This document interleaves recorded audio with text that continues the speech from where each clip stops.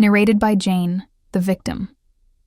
I never thought I'd be the kind of person to feel afraid in my own home, but then again, I never thought I'd meet someone like Alicia. It all started innocently enough. My husband, Joe, and I had just moved into Willow Creek, a quiet suburban neighborhood with perfectly manicured lawns and houses that all looked like they'd been plucked from a catalog. We weren't exactly the cookie-cutter type, though. Joe and I have always been a little quirky, and our front yard reflected that. We had a pink flamingo, a little windmill, and a family of garden gnomes that our kids had picked out. It was cheerful. It was us, but apparently, it was also a violation of Section 12, subsection C of the HOA bylaws. Alicia showed up on our doorstep one morning, clipboard in hand, looking like she'd just stepped out of a reality TV show about overbearing HOA presidents. She introduced herself with a smile that didn't reach her eyes and proceeded to lecture us about the aesthetic integrity of the neighborhood. "Decorative lawn ornaments are strictly prohibited," she said, pointing to our gnomes like they were criminals. I tried to be polite. "We didn't realize. We'll look over the bylaws and make sure we're in compliance." But Alicia wasn't having it. "This isn't a suggestion," she snapped. "This is a warning. Remove them by tomorrow, or there will be consequences." I'll admit, I lost my cool a little. "It's our yard, Alicia. We'll decorate it however we please." Her face turned red, and she stormed off, muttering something about people like us ruining the neighborhood. That night, I couldn't sleep. I kept replaying the conversation in my head, wondering if I'd made a mistake by standing up to her. Joe tried to reassure me. "She's just a busybody with too much time on her hands," he said. "Don't let her get to you." But I couldn't shake the feeling that we'd just made an enemy. The next morning, I woke up to find our garden gnomes vandalized. One of them had been spray-painted bright red, with the words "HOA Rules" scrawled across its chest. My stomach dropped. I knew exactly who was behind it. I called Joe into the yard, my hands shaking as I pointed to the gnome. "Look at this," I said, my voice trembling. "She did this. She actually did this." Joe's face darkened. "This is insane. We need to call the police." But I hesitated. What if she retaliates? What if she makes our lives even worse? Joe put a hand on my shoulder. "We can't let her bully us, Jane. If we don't stand up to her now, she'll just keep pushing." I knew he was right, but the thought of confronting Alicia filled me with dread. What if she had more power than we realized? What if she turned the whole neighborhood against us? We decided to install a security camera that same day, pointing it right at our front yard. It felt like a necessary precaution, but it also made me feel like a prisoner in my own home. I kept glancing out the window, half expecting to see Alicia lurking in the shadows. That evening, as I was putting the kids to bed, I heard a knock at the door. My heart raced. At first, I thought it was our son coming home. But when I looked out the window, I saw Alicia standing there with a can of spray paint in her hand. She was muttering to herself, her face twisted in anger. I grabbed my phone and started recording, my hands shaking so badly I could barely hold it steady. I watched in horror as she spray-painted our front door and barricaded our walkway with a stack of lawn chairs. My mind raced. What if she tried to break in? What if she hurt one of the kids? I called the police, my voice trembling as I explained what was happening. They arrived within minutes, and I handed over the footage. "She's been harassing us for weeks," I explained. "This is the last straw." The officers nodded and headed to Alicia's house.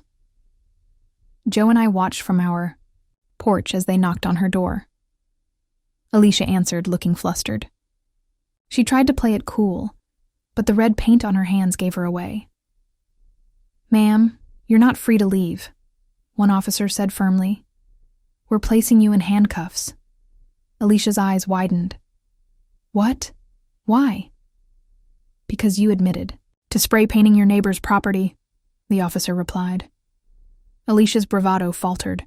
"Oh, that," she muttered. "Yeah, I did it. But they deserved it. Their yard is a disgrace." The officers exchanged a look. "That's not for you to decide," one said as they escorted her to the police car.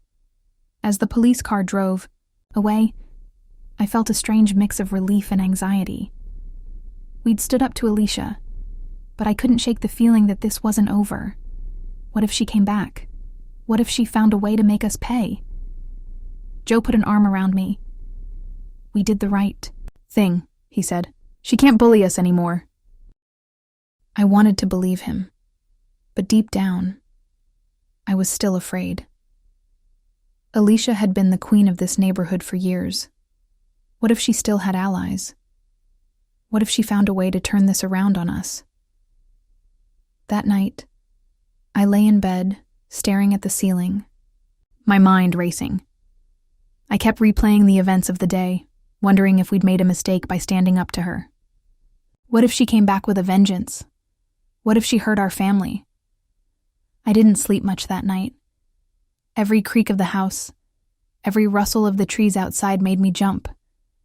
I felt like a stranger in my own home, constantly looking over my shoulder, waiting for the other shoe to drop. But as the days passed, something unexpected happened. Neighbors started reaching out to us, sharing their own stories of Alicia's harassment. It turned out we weren't the only ones who'd been living in fear. Maybe, just maybe, we weren't alone in this fight.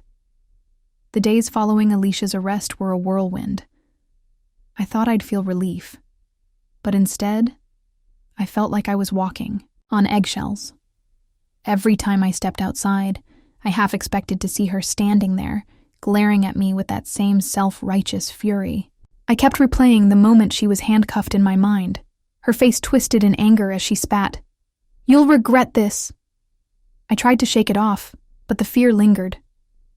What if she came back? What if she found a way to make us pay? Joe tried to reassure me. "She's been arrested, Jane. She can't hurt us anymore." But I wasn't so sure. Alicia had been the queen of this neighborhood for years. She had connections, she had power, and I couldn't shake the feeling that she wasn't done with us. The first sign that things were changing came a few days later. I was out front, scrubbing the last of the red paint off our door, when a neighbor I'd never spoken to before approached me. Her name was Lisa, and she lived 2 houses down. "Saw what happened," she said, her voice low. "I just wanted to say, thank you." I blinked, surprised. "Thank you?" She nodded. "Alicia's been terrorizing this neighborhood for years. She fined me for having a bird feeder. Can you believe that? A bird feeder." I laughed, but it came out more like a nervous chuckle. "She spray painted our gnomes." Lisa shook her head. "She's out of control. But you stood up to her. That took guts." Her words should have made me feel better, but instead, they made me feel uneasy. Standing up to Alicia hadn't felt brave. It had felt desperate. And now, with Lisa looking at me like I was some kind of hero, I couldn't help but wonder if I'd bitten off more than I could chew. Over the next few days, more neighbors started reaching out. Some came by to share their own stories of Alicia's harassment. Others just wanted to offer their support. It was overwhelming but also comforting. For the first time since we'd moved here, I felt like we weren't alone, but not everyone was on our side. One evening, as I was walking the dog, I noticed a group of neighbors gathered at the end of the street. They were huddled together, whispering, and when they saw me, they quickly dispersed. I tried to tell myself it was nothing, but the pit in my stomach told me otherwise. When I got home, I mentioned it to Joe. "Do you think some of the neighbors are still on Alicia's side?" He shrugged. "Probably.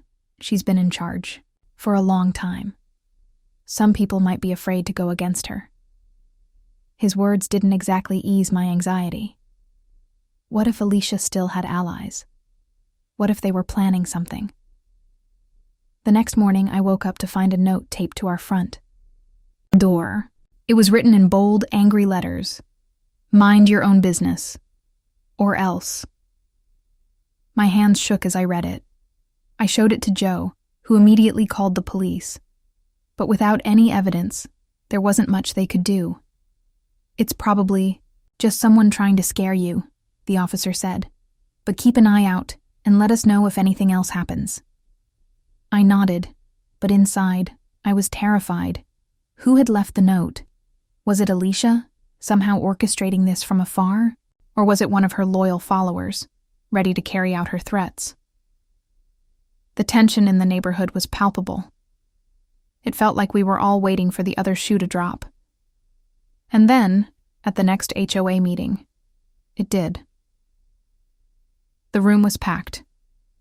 Neighbors who had been too afraid to speak up before now came forward with their own stories of Alicia's harassment. One man recounted how she had fined him for having a bird feeder. Another woman tearfully described how Alicia had called the police on her children for playing tag in their own yard. I stood at the front of the room, holding up my phone with the footage of Alicia spray painting our door. My hands were shaking, but I forced myself to speak. "Enough is enough," I declared. "Alicia has abused her power for far too long. It's time for a change." The board members exchanged uneasy glances. One of them, a man named Greg, cleared his throat. "We've received multiple complaints about Alicia's behavior. Based on the evidence, we've decided to take action." The room erupted into murmurs. Greg held up a hand for silence. "Effective immediately, Alicia is stripped of her position as HOA president. She is also banned from holding any future HOA office." A wave of relief washed over me, but it was short-lived. Greg continued. "However, we need to proceed carefully. Alicia has been a part of this community for a long time, and some residents may not agree with this decision." His words sent a chill down my spine. What did he mean by that? Were there people in the neighborhood who still supported Alicia? Were they planning something? As the meeting adjourned, Joe and I walked out to our car, feeling a strange mix of victory and unease. We'd stood up to Alicia, but the fight wasn't over. Not yet. That night, I lay in bed, staring at the ceiling, my mind racing. What if Alicia came back? What if her allies tried to hurt us? What if we just made everything worse? Joe put an arm around me. "We did the right thing," he said. "She can't bully us anymore." I wanted to believe him, but deep down, I was still afraid. Alicia had been the queen of this neighborhood for years, and even though she'd been dethroned, I couldn't shake the feeling that she wasn't done with us.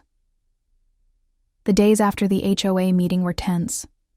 Alicia's removal from power had sent shockwaves through the neighborhood, and while many neighbors celebrated, others seemed uneasy. I couldn't shake the feeling that we were being watched.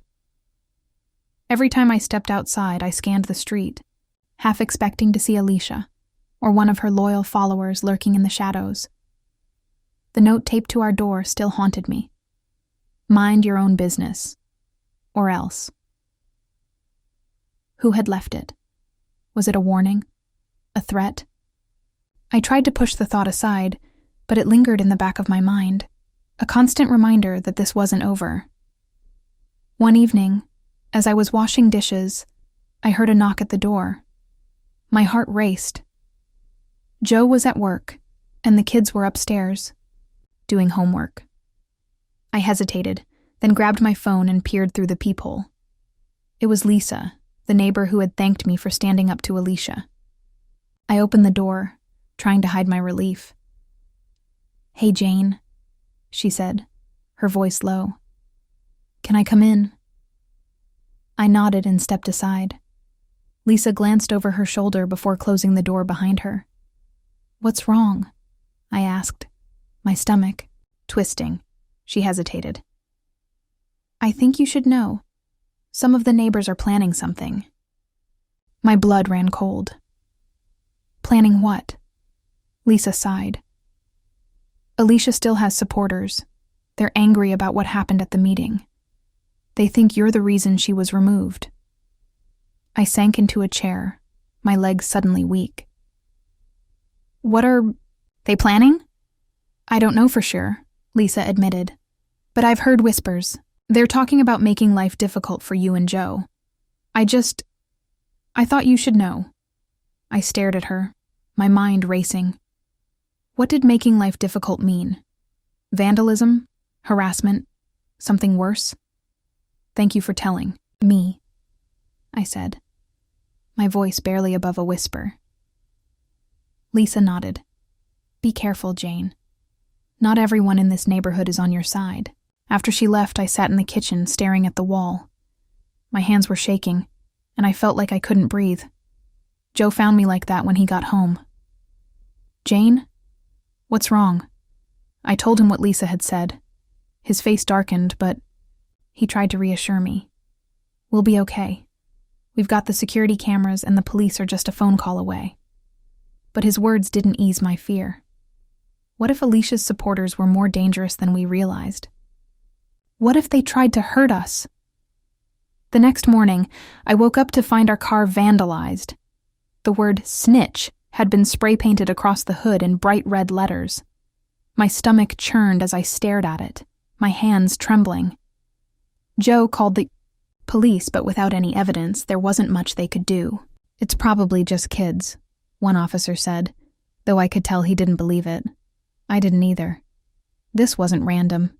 This was a message. The vandalism seemed to embolden Alicia's supporters. Over the next few days, we found more notes taped to our door, each one more threatening than the last. One read, "You're not welcome here." Another said, "Leave before it's too late." I tried to stay strong, but the constant fear was wearing me down. I jumped at every noise, every knock at the door. I barely slept, and when I did, I had nightmares about Alicia and her followers. Joe tried to keep me grounded. "We're not going anywhere," he said firmly. "This is our home, and we're not letting anyone chase us out." But even he seemed on edge. We started keeping the kids inside more, afraid of what might happen if they played in the yard. It felt like we were living in a prison. Then, one evening, something unexpected happened. I was in the kitchen, making dinner, when I heard a commotion outside. I peeked through the blinds and saw a group of neighbors gathered in the street. At first, I thought they were coming for us, but then I realized they weren't. They were standing in front of Alicia's house. I grabbed Joe, and we stepped outside, keeping our distance. The group was led by Greg, the HOA board member who had announced Alicia's removal. He was holding a stack of papers and looked determined. Alicia came out of her house, her face red with anger. "What is the meaning of this?" she demanded. Greg held up the papers. "We've received multiple complaints about your behavior, Alicia. Harassment, vandalism, abuse of power. The board has decided to take further action." Alicia's eyes widened.